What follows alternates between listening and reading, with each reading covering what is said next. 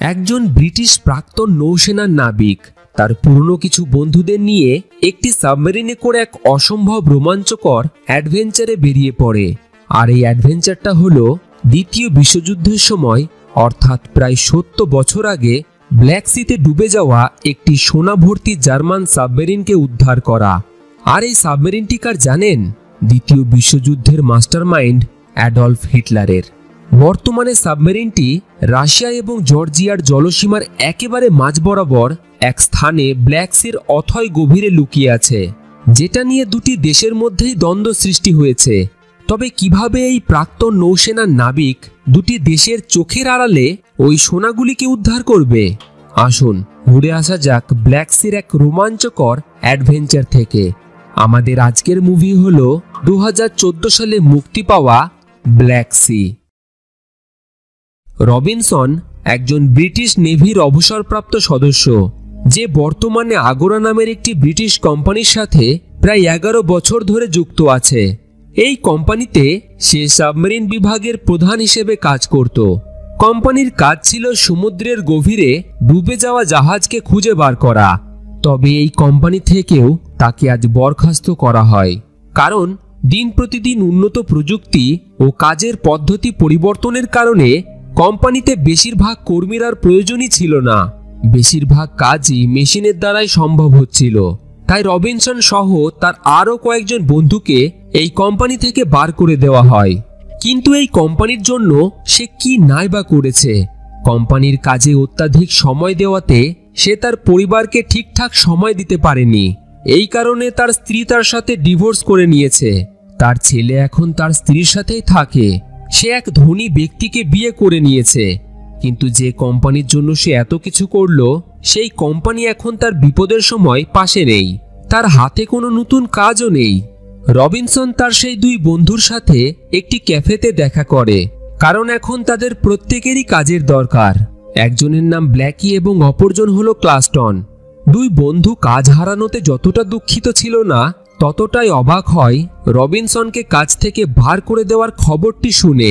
কারণ রবিনসন খুবই দক্ষ একজন সাবমেরিনের ক্যাপ্টেন ছিল। তার সাহায্যে আগোরা কোম্পানি সমুদ্রের নিচে অনেক ডুবে যাওয়া জাহাজ খুঁজে বার করেছে। তা সত্ত্বেও কোম্পানির কাছে সে এখন বেকার। কাজ হারানো তিনজন বন্ধু তাদের অতীতের নানান সুখ দুঃখের কথা আলোচনা করতে শুরু করে। কেউ তার কাজের জন্য পরিবারকে হারিয়েছে, আবার কেউ প্রচুর টাকার ঋণ নিয়েছে। তাদের এখন টাকার দরকার। ঠিক সেই সময় ক্লাস্টন আগোরা কোম্পানির এক গোপন সত্য তাদের সকলের সামনে তুলে ধরে। তাকে বরখাস্ত করার কিছু মাস আগেই তার সাথে আগোরা কোম্পানি একটি শেষ মিশনে যাওয়ার কথা বলেছিল। মিশনটি ছিল 1941 সালে নাৎজি জার্মানির একটি ডুবে যাওয়া জাহাজকে খুঁজে বার করা। দ্বিতীয় বিশ্বযুদ্ধের সময় জার্মানি একের পর এক দেশের উপর আক্রমণ করে সেই দেশ নিজের দখলে করছিল। রাশিয়া জানতো একসময় হিটলার তার উপরেও আক্রমণ করবে, আর এর থেকে বাঁচার জন্য রাশিয়া হিটলারের সাথে একটি চুক্তি করে। এই চুক্তি অনুযায়ী হিটলার রাশিয়ার সাথে প্রায় 2 টন সোনা চেয়ে বসে। বাধ্য হয়ে রাশিয়া একটি জাহাজে করে প্রায় 2 টন সোনা হিটলারকে পাঠিয়েও দেয়, কিন্তু সেই সোনা হিটলারের কাছ পর্যন্ত পৌঁছায় না। অত্যাধিক ওজনের জন্য সেটি জর্জিয়া এবং রাশিয়ার মাঝামাঝি একটি জায়গায় ব্ল্যাক সির অথয় গভীরে তলিয়ে যায়।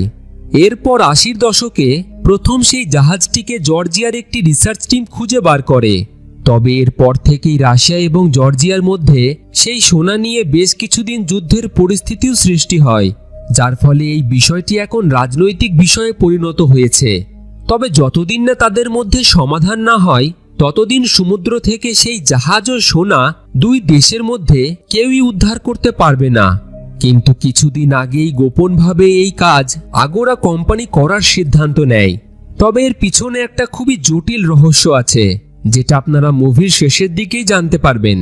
তো যাই হোক, এই সকল কথা শোনার পর তারা তিনজনেই পরিকল্পনা করে যে কোম্পানি তাদের অপমান করে বরখাস্ত করে দিয়েছে, তাদের প্রতি বদলা নেওয়ার জন্য কোম্পানির সেখানে পৌঁছানোর আগেই তারা সেই $1 মিলিয়ন সোনা উদ্ধার করবে এবং সেই সোনা নিজেদের মধ্যে সমান ভাগে ভাগ করে নেবে। তারা সকলেই এই কাজ করতে রাজি হয়ে যায়, কিন্তু তাদের এই মিশনে প্রচুর টাকার দরকার ছিল। তাই তারা ক্লাস্টনের পরিচিত একজন বড়সড় বিজনেসম্যানের সাথে দেখা করে এবং তাকে তাদের প্ল্যান সম্পর্কে জানায়। $1 মিলিয়ন সোনার কথা শুনে সেই বিজনেসম্যানও ইনভেস্ট করতে রাজি হয়ে যায়। তবে তার শর্ত থাকে, যতটা পরিমাণে সোনা সেখান থেকে উদ্ধার হবে তার প্রায় 40% ভাগ হিসেবে তাকে দিতে হবে, এবং যদি 2 টনের থেকেও বেশি সোনা উদ্ধার হয় তাহলে সে অধিক আরও 20% নেবে। এবার যেহেতু এই মিশনকে সম্পূর্ণ করতে হলে প্রচুর টাকার দরকার, তাই রবিনসন ও ব্ল্যাকি তার কথায় রাজি হয়ে যায় এবং সেই দিন থেকেই বেশ কিছু দক্ষ লোকেদের মিশনের জন্য টিম হিসেবে তৈরি করতে শুরু করে। রবিনসন 12 জনের একটি টিম গঠন করে। এই টিমে তারা 4 জন রাশিয়ানকেও যুক্ত করে, কারণ যেহেতু তাদের এই মিশন রাশিয়া ও জর্জিয়ার জলসীমার মধ্যে, সেহেতু কোনো রকম বিপদে এই রাশিয়ানরাই তাদেরকে সাহায্য করতে পারবে। এইভাবে বেশ কিছুদিন দক্ষ টিম এবং মিশনের পরিকল্পনা করতেই কেটে যায় এবং অবশেষে দিনটি চলে আসে। তবে দুঃখজনকভাবে রবিনসনের সেই বন্ধু ক্লাস্টন, যে তাকে সোনাগুলির সম্পর্কে বলেছিল, সে ডিপ্রেশনের কারণে মারা যায়, যার ফলে তার পরিবর্তে ক্লাস্টনেরই আরেকজন বন্ধু টবিন নামের একটি ছেলে এই মিশনে যেতে চায়, কারণ তারও টাকার প্রয়োজন। তার স্ত্রী প্রেগনেন্ট। রবিনসন তার পুরো টিম নিয়ে বন্দরে একটি পুরনো সাবমেরিনের কাছে গিয়ে পৌঁছায়, যেটা ওই ইনভেস্টরের অ্যাসিস্ট্যান্ট ড্যানিয়েল তাদের এই মিশনের জন্য জোগাড় করেছে, কারণ সাবমেরিন ছাড়া তারা ওই জাহাজের কাছে পৌঁছাতে পারবে না। কিন্তু সাবমেরিনটিকে দেখে সকলেই অবাক হয়ে তাকিয়ে থাকে, কারণ সাবমেরিনটি ছিল অনেকটা পুরনো। তবে ভিতরে যাওয়ার পর রবিনসন দেখে সাবমেরিনটি বাইরে থেকে পুরনো হলেও সেটির কন্ট্রোল ব্যবস্থা তখনও সঠিকভাবে কাজ করছে। রবিনসন তার সকল ক্রু মেম্বারদের তাদের নিজের কাজ বুঝিয়ে দিয়ে সাবমেরিনটিকে মিশনের জন্য প্রস্তুত করতে বলে। সাবমেরিনের ভিতরে চারিদিকটা ভালোভাবে দেখার সময় রবিনসন শুধুমাত্র 3টি লাইফ জ্যাকেট খুঁজে পায়। তবে তারা ক্রু মেম্বাররা ছিল টোটাল 12 জন। তাই এই লাইফ জ্যাকেট নিয়ে তাদের মধ্যে যাতে ঝামেলার সৃষ্টি না হয়, এই কারণে সেগুলিকে সে লুকিয়ে রেখে দেয়। এরপর সকলে মিলে সাবমেরিনটিকে মিশনের জন্য প্রস্তুত করতে শুরু করে। পর্যাপ্ত পরিমাণে খাবার, জল, ওষুধ এবং সমুদ্রের নিচে ডুব দেওয়ার জন্য ডুবুরির পোশাক তারা তাদের সাথে নিয়ে নেয়। তবে একটা সমস্যা হয়ে দাঁড়ায়, পুরো জাহাজে যোগাযোগের জন্য একটি মাত্রই রেডিও পায় তারা। কিন্তু রবিনসন সেই রেডিওটিকে ব্যবহার করতে সকলকে মানা করে দেয়, কারণ সে রাশিয়ান জলসীমায় কোনো রকম বিপদের সম্মুখীন না হয়ে এই মিশন সফল করতে চাইছিল। অর্থাৎ সেখানে রেডিওর ব্যবহার করা মানে রাশিয়ান নৌবাহিনীর রাডারে ধরা পড়া। রবিনসন সকলকে যাত্রা শুরু করার আগে মিশনের প্রধান উদ্দেশ্য সম্পর্কে জানিয়ে দেয়। $1 মিলিয়ন সোনা তাদের জন্য ব্ল্যাক সিতে অপেক্ষা করে আছে, যার বাজার মূল্য এতটাই সেই টাকা তাদের প্রত্যেককেই বড়লোক করে তুলবে এবং সারা জীবনের মতো তাদের টাকার অভাব হবে না। এই কথা শুনে সকলেই খুশি হয়ে যায়।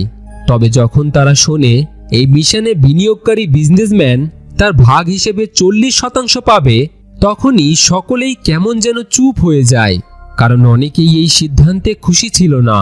এবং ওই বিজনেসম্যানের অ্যাসিস্ট্যান্ট ড্যানিয়েল রবিনসনের সকলকে এই কথা বলাতে সহমত ছিল না, কারণ টাকার লোভ মানুষকে হিংস্র করে তোলে।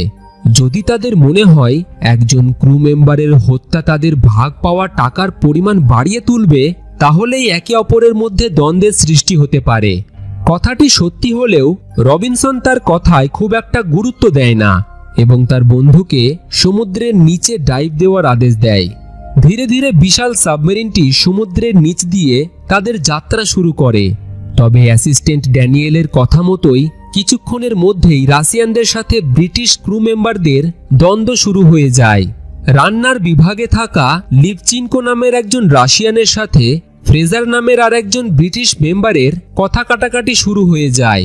অন্যদিকে ইঞ্জিন বিভাগে থাকা জায়েতসেভ নামের এক রাশিয়ান ব্যক্তির সাথে টবিনের দ্বন্দ্ব হয়ে যায়। এই খবর রবিনসনের কান পর্যন্ত পৌঁছাতেই সে সকলের উদ্দেশ্যে জানিয়ে দেয় তারা বর্তমানে একটি টিম হয়ে কাজ করছে। এই মিশনে তাদের প্রত্যেকেরই অবদান গুরুত্বপূর্ণ। মিশনকে সফল করতে হলে সকলকেই এক হয়ে কাজ করতে হবে, তবেই তারা সমানভাবে টাকার ভাগ পাবে। তো যাই হোক, কোনোভাবে রবিনসন পরিস্থিতিকে নিয়ন্ত্রণে আনার পর গন্তব্যস্থলের দিকে এগিয়ে যায়। অনেকটা যাত্রা করার পর রাশিয়ান জলসীমার কাছাকাছি পৌঁছাতেই সোনার সিস্টেমে কর্মরত বাবা নামের একজন ক্রু মেম্বার রবিনসনকে জানায় একটি রাশিয়ান যুদ্ধজাহাজ তাদের দিকে এগিয়ে আসছে। দ্রুত সাবমেরিনের ইঞ্জিন বন্ধ করে দেওয়া হয়। সবাই তাদের কাজ থামিয়ে দিয়ে নিস্তব্ধ হয়ে দাঁড়িয়ে পড়ে। যদি কোনো মতে রাশিয়ান যুদ্ধজাহাজ তাদের জলসীমায় অন্য কোনো সাবমেরিনের আভাস পায়, তাহলে তারা নিমেষেই সেটাকে ধ্বংস করে দেবে এবং তাদের সামান্য একটি ভুল তাদের সকলেরই মৃত্যুর কারণ হয়ে দাঁড়াবে। তবে এদের সৌভাগ্য ভালো ছিল। ইঞ্জিন বন্ধ করার কারণে যুদ্ধজাহাজ সাবমেরিনের লোকেশন বুঝতে পারে না এবং তাদের কাছ দিয়েই বেরিয়ে যায়। এরপর রবিনসন খুবই সাবধানতার সাথে ধীরে ধীরে এগিয়ে যাওয়ার নির্দেশ দেয়। এইভাবেই তারা একে অপরের কাজ সঠিকভাবে করার মাধ্যমে ব্ল্যাক সিতে এসে পৌঁছায়। তবে ক্রু মেম্বারদের মধ্যে মতবিরোধ শেষ হওয়ার নাম করে না। আবারও রাশিয়ানদের সাথে ব্রিটিশ ক্রু মেম্বারদের সামান্য একটি টিকিট নিয়ে ঝামেলা শুরু হয়ে যায়। এই টিকিটের ফলাফল জানার জন্য তারা রেডিওর ব্যবহার করেছে, যেটা শোনা মাত্রই রবিনসন প্রচণ্ড রেগে যায়, কারণ এমনিতেই তারা ব্ল্যাক সিতে রয়েছে। তাদের সাবমেরিনের লোকেশন যদি কোনোভাবে রাশিয়ানরা জানতে পারে, তাহলে তাদের সকলের প্রাণ ঝুঁকির মধ্যে পড়তে পারে। রবিনসন সেই একমাত্র রেডিওটিকেও ভেঙে ফেলে, যাতে কেউই আর সেটির ব্যবহার করতে না পারে। রবিনসন তাদেরকে আবারও একবার বুঝিয়ে দেয়, যদি তারা সঠিকভাবে মিলেমিশে কাজ করে তাহলে সকলেই সমানভাবে টাকার ভাগ পাবে, আর যারা এটা মানতে রাজি নয় তারা এখান থেকে চলে যেতে পারে। রবিনসনের এই কথাটি দুই পক্ষের মধ্যেই ক্ষোভের সৃষ্টি করে। এরই মধ্যে ইঞ্জিন রুমে টবিন একটি ভুল করে বসলে ব্ল্যাকি রেগে গিয়ে তাকে বকাবকি করতে শুরু করে, যেটা ফ্রেজার নামের ওই ব্রিটিশ ক্রু মেম্বার দেখে ফেলে, যার ফলে টবিনের হয়ে ব্ল্যাকির সাথে সে কথা কাটাকাটি শুরু করে দেয় এবং এক পর্যায়ে তার হাতে থাকা ধারালো চাকু দিয়ে তাকে আঘাত করে বসে। এই হাতাহাতিতে ইঞ্জিন রুমে ডিজেলের কারণে ভয়াবহ বিস্ফোরণ ঘটে যায় এবং সাবমেরিনটি সমুদ্রের একেবারে গভীরে গিয়ে পৌঁছায়। প্রায় 18 ঘন্টা কেটে যায়। রবিনসনের জ্ঞান ফিরে আসে। তবে এই 18 ঘন্টার মধ্যে সাবমেরিনের সকল পরিস্থিতি রবিনসনের হাতের বাইরে চলে যায়। এই বিস্ফোরণে তাদের 2 জন ক্রু মেম্বার মারা যায় এবং বাকি জীবিত রাশিয়ান ও ব্রিটিশ ক্রু মেম্বাররা 2টি ভাগে বিভক্ত হয়ে যায়। রাশিয়ানরা ফ্রেজারের উপর প্রচণ্ড রেগে আছে। তারা ব্ল্যাকির মৃত্যুর বদলা নেওয়ার জন্য তার হত্যা করতে চায়। ক্রু মেম্বাররা 2টি দলে ভাগ হওয়ার কারণে ব্রিটিশরা খাবারের সকল সরঞ্জাম নিজেদের দখলে নিয়ে নেয়। ওদিকে রাশিয়ানরা পানীয় জল নিজেদের কাছে রেখে দেয়। কম বেশি সকল ক্রু মেম্বারদেরই ছোটখাটো আঘাতও লাগে। এই সকল কথা শোনার পর রবিনসন সিদ্ধান্ত নেয় সে রাশিয়ান ক্রু মেম্বারদের সাথে কথা বলবে, কারণ এই মিশন সম্পূর্ণ করতে তাদের হাতে আর মাত্র 36 ঘন্টা সময় আছে। রবিনসন রাশিয়ানদের মধ্যে মোরোজভ নামের একজনের সাথে দেখা করে এবং তাকে পরিস্থিতির গম্ভীরতা সম্পর্কে জানায়, কারণ এখন সবকিছু ভুলে এই বিপদে তাদের এক হয়ে কাজ করতে হবে, নইলে এখান থেকে বেঁচে ফেরা অসম্ভব। তবে এই বিপদের মধ্যেও সৌভাগ্যবশত তাদের সাথে একটা ভালো ঘটনা ঘটে। বিস্ফোরণের কারণে তাদের সাবমেরিনটি ব্ল্যাক সির একেবারে সেই স্থানে এসে পৌঁছায় যেখানে জার্মান সাবমেরিনটি ডুবে গেছিল। তবে এখন তাদের সেটির লোকেশনটিকে খুঁজে বার করতে হবে, কিন্তু তার জন্য দরকার সোনার সিস্টেম, যেটা বিস্ফোরণের ফলে অনেকটাই ক্ষতিগ্রস্ত হয়ে পড়েছে। তবে সোনার সিস্টেমে থাকা রাশিয়ান ক্রু মেম্বার বাবা সোনার সিস্টেম খারাপ হলেও ডুবে যাওয়া জার্মান সাবমেরিনটিকে খোঁজার একটি পদ্ধতি জানত। সে তাদের সাবমেরিনের গায়ে জোরে জোরে আঘাতের মাধ্যমে এক প্রকার তরঙ্গ সৃষ্টি করে সাবমেরিনটিকে খোঁজার কাজে লেগে যায় এবং অনেকক্ষণ পর্যবেক্ষণ করার পর অবশেষে তারা তাদের থেকে কয়েকশো মিটার দূরে কিছুর একটা সন্ধান পায়। রবিনসন টবিন, ফ্রেজার এবং পিটারকে ডুবুরির পোশাক পরিয়ে সাবমেরিনের বাইরে গিয়ে ওই বস্তুটিকে পর্যবেক্ষণ করতে বলে। তারা 3 জনেই ডুবুরির পোশাকে তৈরি হয়ে ধীরে ধীরে সাবমেরিন থেকে বাইরে বেরিয়ে আসে এবং সামনের দিকে এগিয়ে যায়। 1 থেকে 150 মিটার যাওয়ার পর তারা খাড়া একটি বালির পাহাড়ের মতো দেখে। এটা ছিল সমুদ্রের গভীরে এক উঁচু বালির পাহাড়, যার 2 দিকে ছিল গভীর খাই। ফ্রেজার সকলকে জানিয়ে দেয় তারা একটি পাহাড়ের উপরে আছে, এটা কোনো সাবমেরিন নয়। তার কথা শুনে সকলেই হতাশ হয়ে পড়ে, হয়তো তাদের মিশন এখানেই শেষ। তাদের স্বপ্ন এই একটি কথাতেই ভেঙে যায়। তখনই টবিন কিছুটা বালি সরাতেই অবাক হয়ে যায়। নাৎজি জার্মানির চিহ্নসহ বিশাল সাবমেরিনটি এই ঢিবির নিচেই চাপা রয়েছে। এই খবর আবারও সকলের মুখে হাসি ফুটিয়ে তোলে। এবার এখানে অনেকের প্রশ্ন থাকতে পারে, এই সাবমেরিনটি এত বছর আগে যেহেতু সমুদ্রের নিচে ডুবে গেছে, তাহলে কি কারণে সেটি নষ্ট হয়নি? এবার এখানেই আমি বলে দিই, ব্ল্যাক সির গভীরে অক্সিজেন একেবারেই নেই, যার কারণেই সাবমেরিনটিতে জং পড়েনি। সেটা এখনো অনেকটাই ঠিকঠাকই আছে। তো যাই হোক, তারা তিনজনেই সাবমেরিনের ভিতরে প্রবেশ করে। সাবমেরিনের ভিতরে হিটলারের সৈনিকদের নানান প্রয়োজনীয় জিনিস, হিটলারের একটি ছবি এবং তাদের মৃতদেহের কঙ্কাল তারা দেখতে পায়। তো এইসবে খুব একটা গুরুত্ব না দিয়ে তারা এদিক ওদিক দেখতে দেখতেই হঠাৎই সেই সোনার চকচকে বারগুলিকে দেখতে পায়। এরপর তারা সোনার বারগুলিকে একটি দড়ি লাগানো ট্রলির মধ্যে ভরে তাদের সাবমেরিনের দ্বারা নিয়ে যাওয়ার চেষ্টা করে। তবে তার অত্যাধিক ওজন এবং সমুদ্রের তলদেশের মাটি এতটাই নরম ছিল, ট্রলিটিকে নিয়ে যেতে তারা তিনজনেই হিমশিম খেয়ে যায়। তবুও তারা হার মানে না, যে কোনোভাবে সর্বস্ব ক্ষমতা দিয়ে ট্রলিটিকে ঠেলতে ঠেলতেই একটু একটু করে সাবমেরিনের দিকে এগিয়ে যায়। কিন্তু তখনই একটি দুর্ঘটনা ঘটে যায়।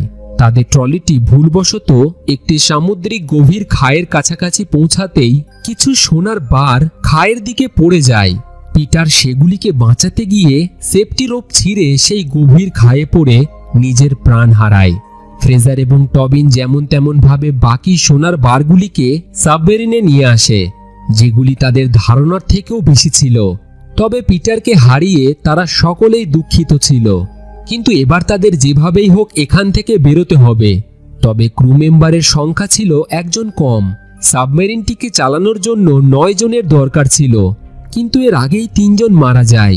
তাই রবিনসন ড্যানিয়েলকে সাহায্য করতে বলে, কিন্তু সে রাজি হয় না, কারণ সমুদ্রে যে পথ দিয়ে তারা পুনরায় সোনাগুলিকে নিয়ে ফিরে যাবে সেই পথের কোনো গোপন রহস্য সে জানত। যার কারণেই ড্যানিয়েল চাইছিল সোনাগুলিকে এখানেই ফেলে তারা সমুদ্রের সারফেসে উঠে যাবে। কিন্তু সারফেসেও রাশিয়ান যুদ্ধজাহাজের ভয় ছিল। তারা খুবই কঠিন পরিস্থিতির মধ্যে পড়ে যায়। তখনই ড্যানিয়েল রবিনসনকে এক অবিশ্বাস্যকর সত্য কথা বলে, আসলে এই সকল কিছু আগোরা কোম্পানির পরিকল্পনা। তাকে ফাঁসানো হয়েছে। এই মিশনে টাকা কোনো বিজনেসম্যান দেয়নি, দিয়েছে আগোরা কোম্পানি। কোম্পানি প্রচুর টাকার বিনিময়ে জর্জিয়ার সাথে একটি চুক্তি স্বাক্ষর করেছে। চুক্তি অনুযায়ী সোনাগুলি উদ্ধারের পর রবিনসন এবং তার পুরো টিম সহ সকলকেই হত্যা করে দেওয়া হবে এবং তার সেই বন্ধু ক্লাস্টনও এর সাথে জড়িত। সে এখনো জীবিত আছে এবং এই প্ল্যানের পরিবর্তে তাকে $30,000 দিয়েছে আগোরা কোম্পানি। ড্যানিয়েলের মুখে এই কথা শুনে রবিনসনের পায়ের নিচের মাটি সরে যায়। কথাটি পুরো টিমকে জানাতেই সকলেই ড্যানিয়েলকে মারতে চায়। তবে রবিনসন সকলকে বাধা দিয়ে জানায়, এমনিতেই তাদের কাছে ক্রু মেম্বার কম রয়েছে, আর যদি তারা এইভাবেই একে অপরের হত্যা করতে শুরু করে তাহলে তাদের সকল কষ্টের ফল বৃথা যাবে, আর সেটা হয়তো কেউই চায় না। তারা সকলেই একটু ভালো জীবন কাটানোর জন্য নিজের নিজের প্রাণ ঝুঁকিতে ফেলেছে, যার ফল হিসেবে সোনাগুলিকে উদ্ধার করতে তারা পেরেছে। তাই এই মিশনের একেবারে শেষে এসে তারা হার মানতে পারে না। রবিনসন সিদ্ধান্ত নেয় সাবমেরিনটিকে তারা তুর্কির দিকে নিয়ে যাবে। সেখানে তার পরিচিত এক সুরক্ষিত স্থান আছে। তবে সেই সমুদ্র পথ ছিল অগভীর, পাথুরে এবং খুবই কঠিন। তাই অ্যাসিস্ট্যান্ট ড্যানিয়েলের সাথে একমত হয়ে ফ্রেজারও রাজি হয় না। তবে অবশেষে ক্যাপ্টেন রবিনসনের কথা মতোই তাদেরকে কাজ করতে হয় এবং ড্যানিয়েলকে ফ্রেজার ও ইঞ্জিন বিভাগে থাকা জায়েতসেভকে সাহায্য করতে বলা হয়। কিন্তু সে সাহায্য করার পরিবর্তে রবিনসনের অনুপস্থিতিতে ফ্রেজারকে জায়েতসেভের হত্যা করার জন্য উস্কাতে থাকে। তার কারণ, যদি কোনোভাবে একজন ক্রু মেম্বার কমে যায় তাহলে বাধ্য হয়ে রবিনসনকে সাবমেরিনটিকে সমুদ্রের উপরে নিয়ে যেতে হবে, এতে তারা বেঁচে যাবে। তবে ড্যানিয়েলের কথায় ফ্রেজার রাজি হয় না। অন্যদিকে রবিনসনও তার সিদ্ধান্তে অটল ছিল, যেটা তার ক্রু মেম্বারদের প্রাণ ঝুঁকির মধ্যে ফেলছিল। তো যাই হোক, তাদের সাবমেরিনটি তুর্কির দিকে এগোতে শুরু করে। অনেকটা পথ অতিক্রম করার পর হঠাৎই তারা অগভীর সমুদ্রে গিয়ে পৌঁছায়, তাই সেখানেই তাদেরকে থামতে হয়। কিন্তু এর পরের পথ ছিল আরও বিপজ্জনক। চারিদিকে পাহাড় দিয়ে ঘেরা, শুধু পাহাড়ের মাঝখান দিয়ে খুবই ছোট একটি পথ, যেখান দিয়ে সাবমেরিন নিয়ে বেরোনো খুবই ঝুঁকিপূর্ণ। তবে রবিনসন কোনো কিছুতেই তোয়াক্কা করে না। সে পাহাড়ের মাঝখান দিয়েই যাওয়ার সিদ্ধান্ত নেয়, যার প্রতিবাদ করে ফ্রেজার। তবে রবিনসন ফ্রেজারকে বন্দুক দেখিয়ে তাকে তার কাজে ফিরতে বাধ্য করে, কারণ রবিনসনের তার নিজের প্রতি ভরসা ছিল। সে যে কোনো উপায়ে এখান থেকে সোনাগুলিকে নিয়ে বেরোতে চাইছিল, তাই কারোর কথায় সে তোয়াক্কা করে না এবং পাহাড়ের মাঝখান দিয়েই তাদের যাত্রা শুরু করে। অন্যদিকে ইঞ্জিন রুমে রবিনসনের এই রকম পাগলামো আচরণের উপর ক্ষিপ্ত হয়ে ফ্রেজার ড্যানিয়েলের উস্কানিতে জায়েদ-সেবের হত্যা করে দেয়, যার ফলে পাহাড়ের মাঝখান দিয়ে যাওয়ার সময় সঠিক সময়ে সাবমেরিনের ইঞ্জিন নিয়ন্ত্রণ না করাতেই পাহাড়ের সাথে এক জোরালো ধাক্কা লেগে যায়। সাবমেরিনের একটি অংশে ইলেকট্রিক শর্ট সার্কিট হয়ে সেখানে বিস্ফোরণ ঘটে এবং সাবমেরিনটি একেবারে সমুদ্রের তলদেশে গিয়ে পড়ে। বিস্ফোরণের সেই জায়গাটি দিয়ে সমুদ্রের জল ভিতরে প্রবেশ করতে শুরু করে। রবিনসন এবং বাকি জীবিত মেম্বাররা সমুদ্রের জল ভিতরে আসতে দেখে নানানভাবে বাধা দিতে থাকে, কিন্তু তখনই আরেকটি বড় ফাটল সৃষ্টি হয়, যার জলের ধাক্কায় টবিন অজ্ঞান হয়ে যায়। টবিনকে নিয়ে রবিনসন ও মোরোজভ সাবমেরিনের কন্ট্রোল সেন্টারে নিয়ে আসে এবং তার জ্ঞান ফেরানোর চেষ্টা করে সে। ওদিকে সমুদ্রের জল দ্রুতগতিতে একের পর এক ফাটল সৃষ্টি করে সাবমেরিনের মধ্যে ঢুকতে শুরু করে, যার ফলে ড্যানিয়েল নিজের প্রাণ বাঁচানোর জন্য ইঞ্জিন রুমের মেন গেটটিকে বন্ধ করে দিয়ে শুধু সে সেখান থেকে বেরিয়ে আসে এবং বাকিরা জলের নিচে শ্বাসরুদ্ধ হয়ে মারা যায়। তবে জলের অত্যাধিক প্রেসার ইঞ্জিন রুমের গেটটিকেও ভেঙে ফেলে। ড্যানিয়েল পরের গেটটিকে বন্ধ করে কন্ট্রোল রুমের দিকে আসতে চায়, তবে তখনই তার বেল্ট সেই গেটের সাথেই আটকে যায়।